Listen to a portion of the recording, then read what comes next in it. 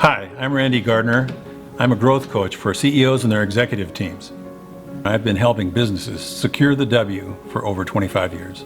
So I've been in manufacturing for 40 years. Been there, done that, bought the t-shirt. I've gone through 3 quality evolutions. I've implemented 3 major MRP, ERP systems, extended warehouses and manufacturing locations in the United States and in Europe. Like a lot of family businesses, I started in the business when I was a kid. I went down to see Gramps at the radiator shop. There was a lot of cool stuff to play with, materials and equipment and oftentimes flames and so forth.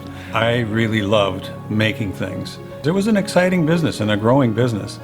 The beauty about working with a granddad versus a dad is there's a different dynamic, one of almost unconditional support, and one of storytelling, a way that I could take on his vision and his commitment to the employees. The employees helped him through a fire. He stayed with them and they stayed with him, and that loyalty is something my granddad never forgot. In the end, he promised the business to his employees, and in the year 2000 sold to them as a 100% employee-owned business, and I'm proud of that. And those were some big shoes to fill. And my granddad's vision became my mission. I was committed and took on that purpose of making sure the employees had a great place to work, opportunities to develop their career, and providing for their retirement. Every CEO that is running a company and has a number of employees understands their responsibility. And you're not just committed there 9 to 5, you're committed there 24/7 to find that growth pattern that will be profitable and support the entire company. Part of those are finding new markets. We found different ways to introduce new products as it relates to technology. But the entire time you're focused on how can you not only grow the business but diversify it and keep it stable for the future. But I can tell you, one of the things that I learned, and the most valuable things I've learned, is looking outside your business about new things and how they may affect your business. People look at your business differently than you do. They see things that are different than what you see. And they often bring up ideas you would have never thought of. You tend to think that you have to have all the answers and that you're responsible for having all of the answers. And that is not true.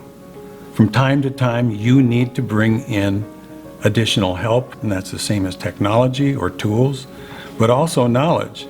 One of the lessons I learned as far as lean and lean manufacturing goes, it's an unnatural sport. Lean is not natural, otherwise everybody'd be doing it. By and large, you need an instructor. We hired a lean consultant. That's when we saw tremendous change. Led us to doubling our sales per employee within 2 years, taking our production process from 4 weeks down to 4 days, making our customer experience that much better.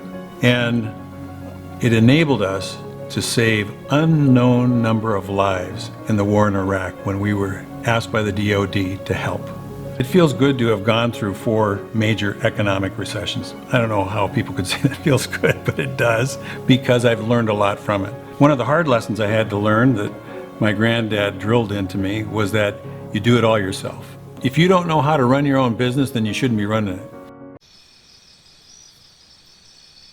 Where are you going to learn to run your business unless you learn from somebody else or you do it by hard knocks? How can you afford not to hire a coach to shortcut all of the learning you would have to accumulate in order to get to a position that may evaporate by the time you get there on your own? A coach can get you there a lot quicker than having you stumble and scrape yourself and pick yourself back up and finally get there when the party's over. So if you're going to take your business to the next level, to a championship level, you're going to need some coaching. That's how professional athletes do it. Why don't professional business people do it too?